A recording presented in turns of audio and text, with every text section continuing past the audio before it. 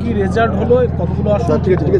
সমবায় সোনাচূড়ার কৃষি উন্নয়ন সমিতি লিমিটেডের পরিচালক মণ্ডলী মোট 12টি আসন ছিল। আমরা ভারতীয় জনতা পার্টির পক্ষ থেকে 12টি আসনে নমিনেশন করেছিলাম। অপরদিকে তৃণমূল কংগ্রেসও 12টি আসনে করেছিল, বামফ্রন্টরা 2টি আসন করেছিল। আজকের আমরা ভারতীয় জনতা পার্টি 12-0-তে জয়লাভ করেছি। এই জয়লাভটা নন্দীগ্রামের মানুষের জয়লাভ, এই জয়লাভ বিজেপির জয়লাভ, শুভেন্দু অধিকার জয়লাভ।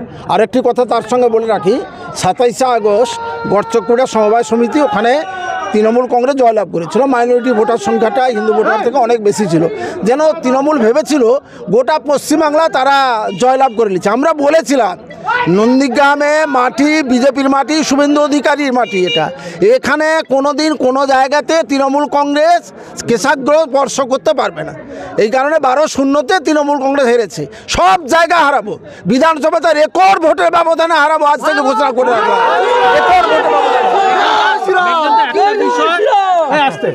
সামান্য একটা সমবায় সমিতি নির্বাচন, যেখানে আসন, কিন্তু যেভাবে সকাল থেকে তৎপরতাটা দেখছি, এইটা নিয়ে কি তৃণমূল কংগ্রেসে সব নেতাদের পাহারা দেওয়ার জন্য রাজ্যের যত পুলিশ ছিল, যেখানে রাজ্য সরকার তৃণমূল কংগ্রেসের নেতাদের পাহারা দেওয়ার জন্য পাঠিয়েছে, যাতে করে বিজেপিকে না ভোট দিতে দেওয়া হয়। নজিরবিহীন পুলিশ, আপনারা দেখেছেন এত পুলিশ একটা সমবায় সমিতি নির্বাচনে নজিরবিহীন পুলিশ ব্যবস্থা করেছে।